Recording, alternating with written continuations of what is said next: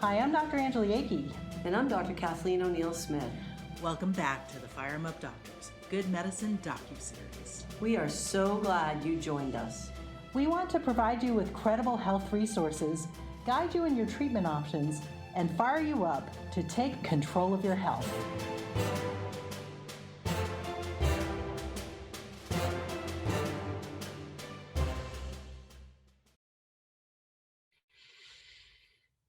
Hi, everybody. It's Dr. Angeli Akey.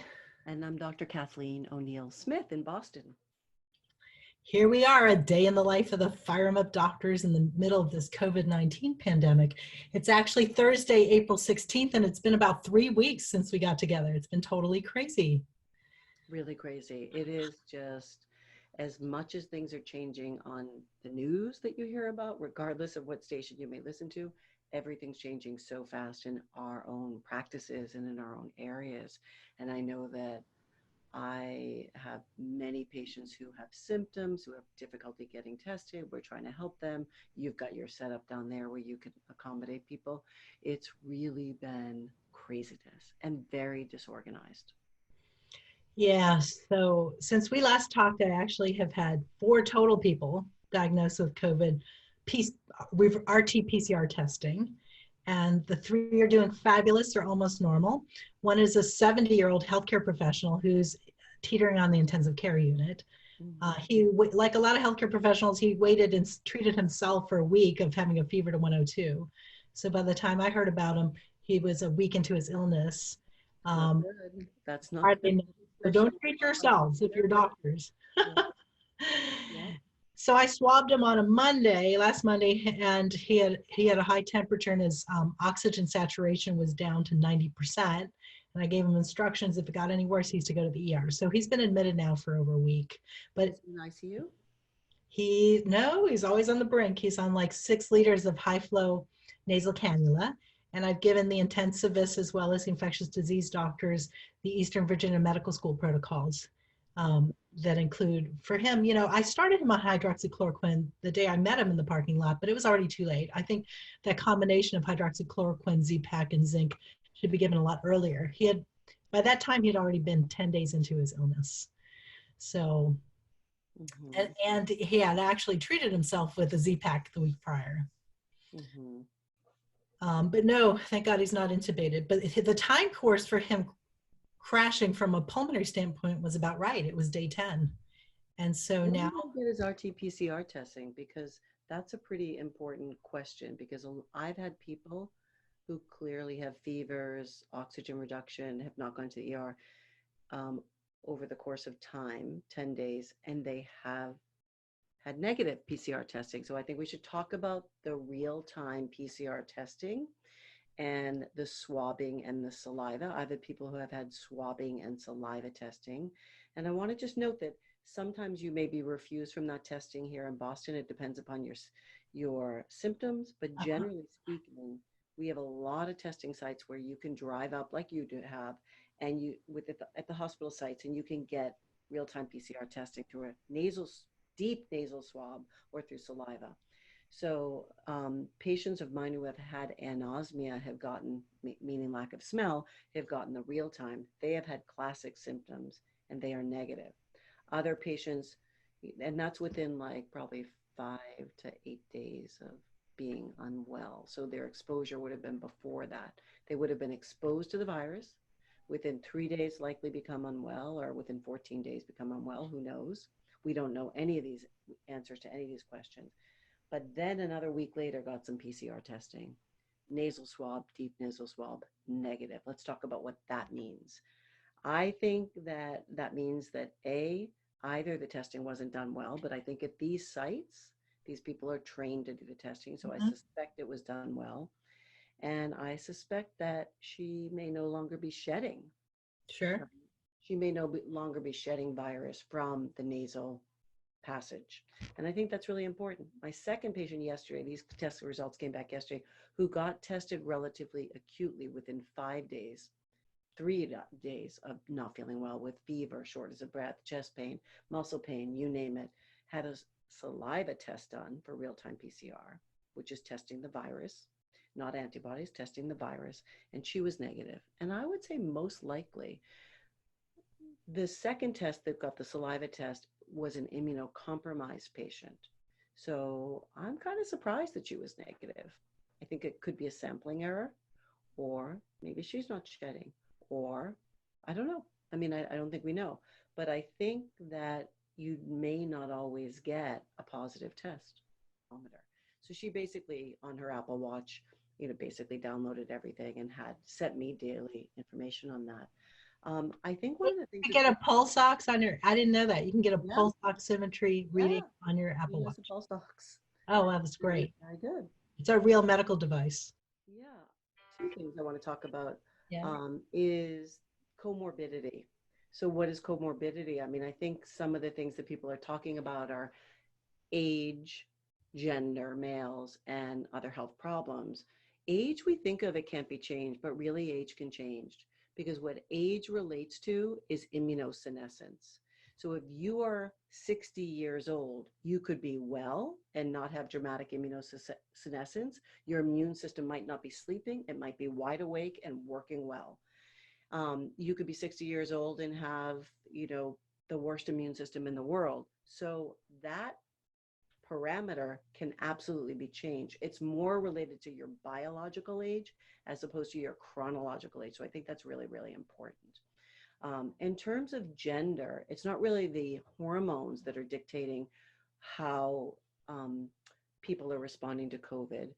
It is predominantly the things that we write about in the book, Kick COVID to the Curb, that it's the lifestyle exposome. It's more that men have enormous stress, right? External stress.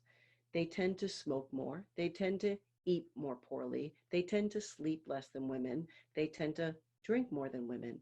So from those perspectives of the exposome, which we write about in the book, I think it's really important to understand that men will be more likely to be kind of deficient than a woman, and they can really do a lot to boost their immune system.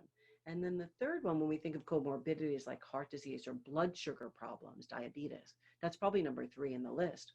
The blood sugar problems really have to do with immune system problems, because when you have bugs, viruses, bacteria, and other things, they are definitely going to affect your immune system health, because bugs love sugar.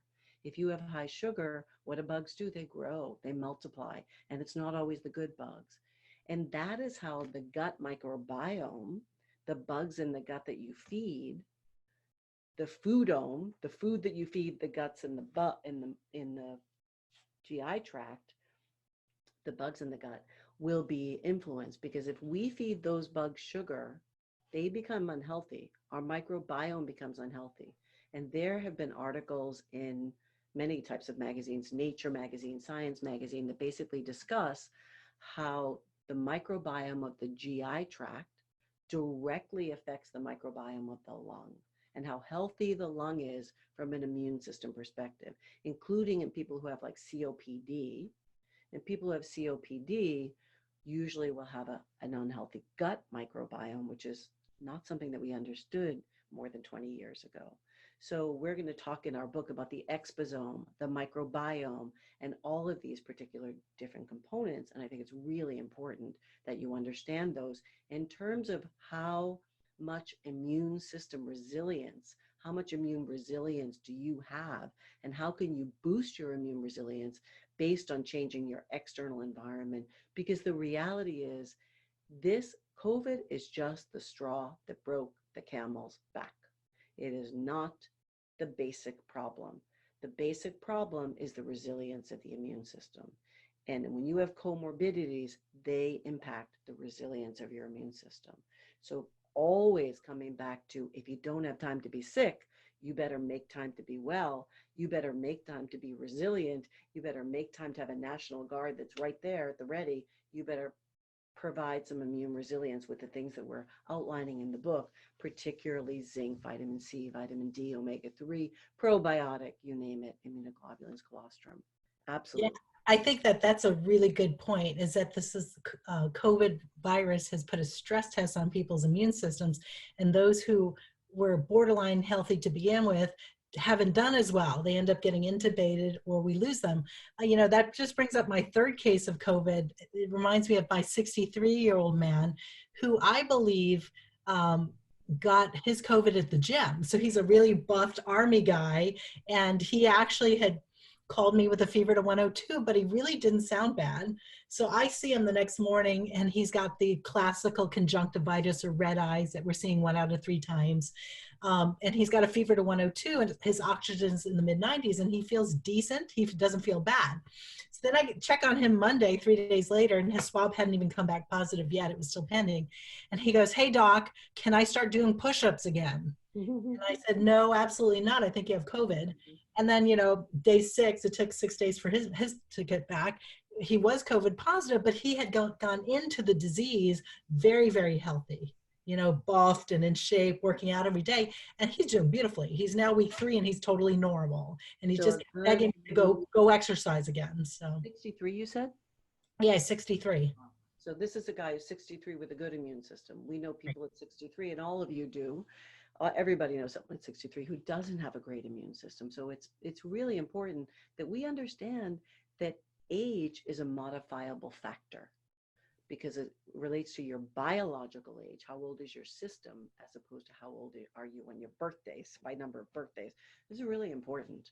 And the food component, the foodome, and the way the food affects your gut is really important because sugar will definitely feed the life of a bug, a virus, etc. And it's really important to understand. Yeah. So you could use this opportunity if you're self-quarantined or you're sheltered at home, if you're that executive who's always traveling, eating bad food in airports, and now you're benched and you're at home, if you can actually decrease your stress, eat well, and at least in Gainesville, Florida, the organic farms are delivering right to people's homes. So you can actually use it to get really healthy for the next 3 or 4 and weeks. I'll tell you, I think this is going to be really important because the reality is that when all is said and done, this happened with mono, this happens with other bugs that we know of, including strep, etc. When all is said and done, there are going to be people who didn't realize that they were sick, and they're going to end up having sequelae. They're going to end up having consequences, and we're going to, label those the people who were wounded by the pandemic. They were wounded by this pandemic, in that they're going to end up with symptoms and problems that they didn't know they could have. And if you do something now, even though you think you're well, even though you feel well, you cannot go wrong by taking the time to boost your immunity, create immune resilience, because the immune system is the basis of all disease.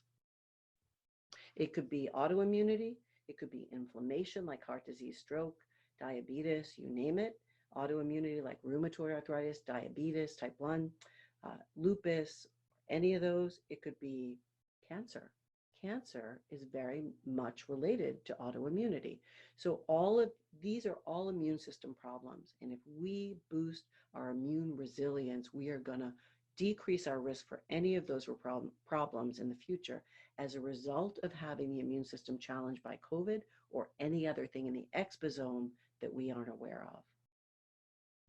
Those are really good points. So to summarize today's discussion, what we're talking about is number one, we started out by talking about testing for COVID, and no test has 100% sensitivity nor specificity. And then you should discuss with your doctor whether or not he or she thinks you actually have it and quarantine appropriately. Number two is your immune system is not necessarily your biological age. And you can modify it through exposome or your exposures or lack thereof, modifying your diet and adding nutraceutical supplementation. And the third is if you go into COVID-19 well and robust, like my 63-year-old man who caught it at the gym, you're going to do quite well, as opposed to maybe my 70-year-old professional who's not doing quite as well, but maybe he wasn't as healthy going into it. Right. He may have had enormous stress. Who knows? Exactly. So for the 2 patients that I referred to, I have a woman in her 40s who has a problem with addictions and alcohol. She's not doing well. I have a woman in her mid-60s who is very health oriented. She's from Italy. She's here in the States working. She's in the food industry. She's a chef. She knows how to eat well, and she's doing very well. Great. So Perfect. it really, and she exercises regularly. So I think it makes a very big difference. I do want to note on the medications. I think there's a lot of information that still is left to be known about these meds. So I want to really caution. I am not personally, as a physician, a believer that hydroxychloroquine is a good thing to have to start. I think you are way better off, and you're going to create a lot more immune resilience if you go to the supplementation than taking hydroxychloroquine. Oh, for sure. So having a prescription for hydroxychloroquine, if you don't have lupus or another reason that you might have it, is inappropriate. I think the Z-Pak has nothing to do with the virus specifically, directly. Indirectly, it has to do with the fact that if you get a virus, you are likely to get a pneumonia on top of it from a bacteria, which is different from a virus. So that does not treat COVID. So do not go call your doctor for a Z-Pak. And then I think zinc is so easy. It's one of the supplements, one of the first supplements that we recommend. And I think that that certainly is really important, along with the food, the stress management, the mind-body stress reduction, a little bit of activity and movement and exercise, sleep, you name it. So we'll have much more information on this in our book. Yeah, so check out our book. It's called Kick COVID-19 to the Curb, your go-to guide to fortifying your immune system. And the 2 questions, it's a very user-friendly book. The 2 questions we're hoping our readerships actually asked is, number 1, what can I do to fortify my immune system? And get the answer in that book. Right. And Cool. second, if you were to start having symptoms, what can you expect? And how do you partner with your healthcare professional to get through whatever those symptoms are? The key thing is do something before you get symptoms, because Absolutely. the reality is 85 to 90% of people are going to be fine. They just need to know that they boost their immunity, create that resilience, and they're not going to have a problem. So do it now. Don't wait till the war has begun to forge your weapons. Create a toolbox with all of the things that you need: vitamin C, zinc, vitamin D, omega-3, colostrum, whatever it is, and let's go. That's a great point. And you can get our book very shortly at FIRRIMupDoctors.com. That's FIRRIMUp doctors.com. And it'll shortly be on Kindle. So I'm really, really excited for us to put that out there to the world. So we are excited to serve you. Be safe, everybody. Be well. And God bless you all. And that's it for now from the FIRRIMup Doctors in Gainesville and Boston. Thank you so much for joining us. If you enjoyed today's docuseries, please share with your friends and family. But more importantly, if you'd like to take back control of your health, see FIRRIMUpDoctors.com. That's FIRRIMUp